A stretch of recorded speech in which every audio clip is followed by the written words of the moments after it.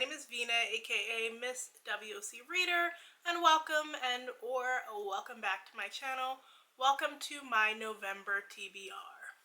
So first out, I want to shout out a small business. I want to shout out Yiva Expressions and their lovely alt palette, which I used on my eyes today. This was a little bit of a birthday treat to myself. It's only $20. And with holiday season coming up, if you know somebody who's into makeup or you're into makeup yourself, they have some really cool palettes with some really great color stories. And like, look at this, like they go on so smooth and buttery, like a total dream. So if you've been around a while, you know I try to shout out the small black owned businesses that I buy from, and I wanted to make sure I gave a shout out to them. Now let's get into the books that I plan on reading during the month. First off, I have The Love Interest. This one is by Helen Comaford, and I am really just in the superhero mood after watching The Boys. I know this is like nothing like The Boys. The Boys is very adult and raunchy and stuff, but I really do just want a superhero story, and this is supposed to be funny and be a different kind of hero story. I received this as an ARC a couple of weeks ago, which it comes out in November. Luckily, it already came out in the UK a couple of months ago, and I was able to find the audiobook via the library, so that'll help me read it faster, because lately a lot of these publishers have been like sending out the ARCs like right before the book basically releases, which I feel like is unfair, especially in the case of black books. It doesn't give people enough time to actually sit down and read the story by release date so that they can give their reviews and hype people up for it, because we know they put so much pressure on authors to get pre-orders. Well, part of what would help get pre-orders is if people already read the book and were able to gush about it. So, and it's not just black authors either. I've seen it happen to like other minorities as well, and I've had situations where the publisher sent me the ARC right before release, even though I asked them months prior to the release, and I'm just like, I don't love that practice. But luckily, because it did release in the UK already and has been floating out for a while now, they had the audiobooks, so I'm able to read the audiobook, and I will be able to get it done in time to give you guys the details in November. But it says, in this swoony, satirical YA rom-com, a teenage girl finds herself reluctantly fake dating a superhero. Jenna Ray lives in the quiet coastal town of Nine Trees. Unfortunately, Nine Trees is one of the towns named in the diviner's famous prophecies. Supposedly, a new hero will emerge this year, an event usually accompanied by a catastrophic disaster. When disaster strikes, a new superhero does emerge, the handsome, charming Blaze. Unfortunately, Jenna has the misfortune of being the first person he saves. And in the eyes of the public, that means one thing. Jenna Ray has already been cast as the love interest. Jenna has no interest in being a helpless love interest kidnapped by villains whenever they want Blaze's attention. In fact, she disapproves of the whole hero industrial complex on principle. But then an association of villains offers her a chance to find new information about her mom, who has been missing for years. All she has to do is get close enough to Blaze to spy on him. The more time Jenna spends with Blaze, though, the harder it gets to lie to him. And the more she uncovers about the Heroes Association, the more she realizes that all of Nine Trees is in danger, and she might be the only one who can save it. So, yeah, that sounds really interesting, which is why I wanted to pick it up. And it is by a UK author.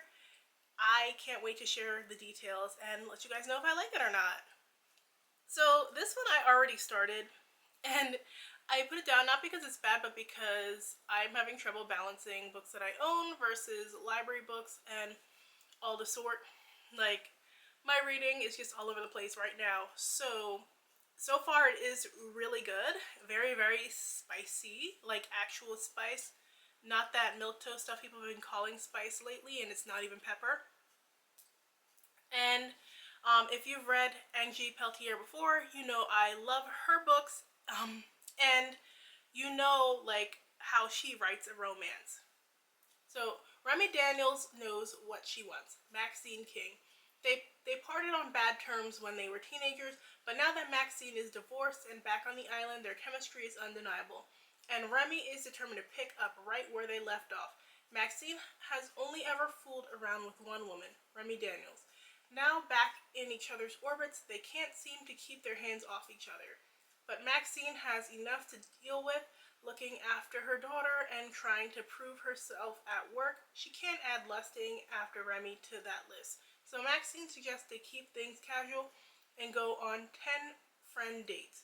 After all, if they can do that, it would mean they're serious about each other, right? But pretending they're just friends can't counteract the chemistry between them. As Remy and Maxine try to navigate their budding relationship, they must also overcome their fear of just how much they could truly mean to each other. So, one thing I am enjoying about this book so far is that it just hops right into it. Like, Angie Peltier did not waste time giving us their reunion for the first time ever. Like, they are already in each other's orbits and have already gotten over the awkward, I haven't seen you in forever.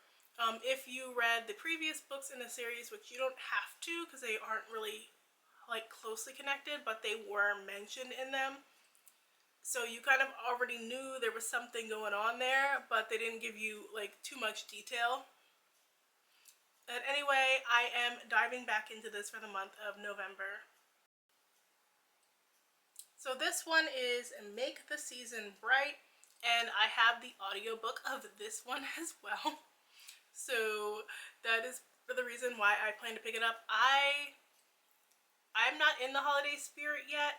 Usually, like, I start creeping in October, but like I've been kind of enjoying fall. So November though, it's when I lock in. That's when I am ready for all the Christmas stories. I'm actually ready to get back to the Christmas story that I started last year, and I want to read some more Christmassy books because I do have a few on my shelf to into, but this kind of intrigued me. It's been 5 years since Charlotte Donovan was ditched at the altar by her ex-fiance, and she's doing just fine. Sure, her mother never checks in, but she has her string ensemble, the Rosalind Quartet, and her life in New York is a dream come true. As the holidays draw near, her ensemble mate Sloane persuades Charlotte and the rest of the quartet to spend Christmas with her family in Colorado. It is much cozier and quiet than Manhattan, and it would guarantee more practice time for the quartet's upcoming tour. But when Charlotte arrives, she discovers that Sloane's sister Adele has also brought a friend home, and that friend is none other than her ex, Brighton. All Brighton Fairbook wanted was to have the holliest, jolliest Christmas, and try to forget that her band kicked her out. Instead, she's stuck pretending that she and her ex are strangers, which proves to be difficult when Sloane and Adele's mom signs them all up for a series of Christmas dating events. Charlotte and Brighton are soon entrenched in horseback riding and cookie decorating, but Charlotte still won't talk to her. After a few days, however, things start to slip through. Memories, music, the way they used to play together, Brighton on guitar, Charlotte on her violin, and it all feels painfully familiar. But it's in the past and nothing can melt the ice in their hearts, right? Yeah, so this is Make the Season Bright. I am hoping it just gives me all the warm, fuzzy Christmas feels. This one is a repeat from the previous month that I didn't get to, and actually I really feel bad because I got my dates confused. So for some reason I thought this one was coming out in November, and then it ended up coming out in October, and so like the release date came and went and I had not read it, so I'm gonna skip the synopsis since I told you guys the synopsis in previous videos. But this is a priority for the month of November. It is The Night Ward. It is by R.S.A. Garcia, who is a Trinidadian fantasy writer. It is an adult fantasy, which I've been wanting to read more of, so priority. And I have Melanin Magic, a young mystic's guide to African spirituality. So this is not like a regular just like down and read a story type of situation. It's a little bit different because it is talking about spirituality and showing you different aspects of that. So I thought the idea of this was intriguing. It says, join Yawa and Kasi as forest scholar and begin your journey to discovering what African spirituality is all about. With the help of the Almost twins, their classmates, and their professors, you will learn about your magically melanated skin and how to harness the power within you to become more connected to your ancestors and to the universe. Forest Magic School teaches you how to connect with your Ori through breathing and presence, celebrate the elements such as air, water, fire, and earth, calculate your birth chart, and explore the world of astrology, become better connected to mystic spirits or orisas, use plant magic for healing and growth, honor those who have transitioned from this life, be empowered through proverbs, mantras, and symbols, and more. So I will report back on this one. Last but certainly not least, I have When the Mopoo Sings. So this is one by a Haitian author. It was sent to me like a while ago. It comes out in December. 16-year-old Lucille hopes to one day open a school alongside her best friend where girls just like them can learn what it means to be Haitian, to honor the mountains and the forests around them, to carve, to sew, to draw, and to hear the songs of the mopoo, the sacred trees that dot the island nation.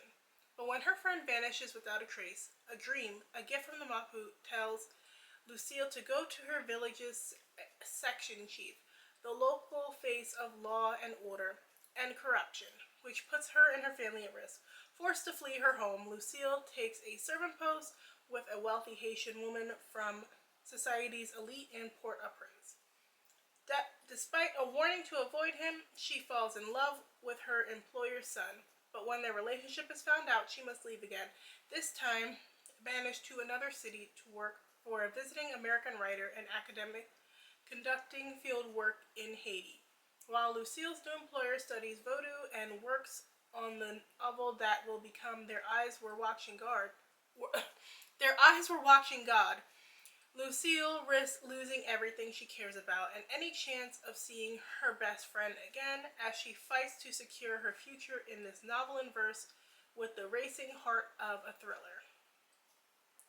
So I don't even know what to expect really to going into this, but it sounds like it's going to be an adventure, and I really do want to read more work by Haitian American, just Haitian authors in general. So this is what prompted me to say yes when they asked me if I want to read it, and I will be giving you guys all the details. So that is everything that I plan on reading for November so far. Who knows if I'll get to all of them. Who knows if I'm going to add some other books in. Like I said, I have some library books trickling in as well that you might see. Let me know if any of these books sound interesting to you or if you've read any of them. And if you like this video, make sure and hit that like button. Thanks so much for watching. I will see you guys in the next one. Bye!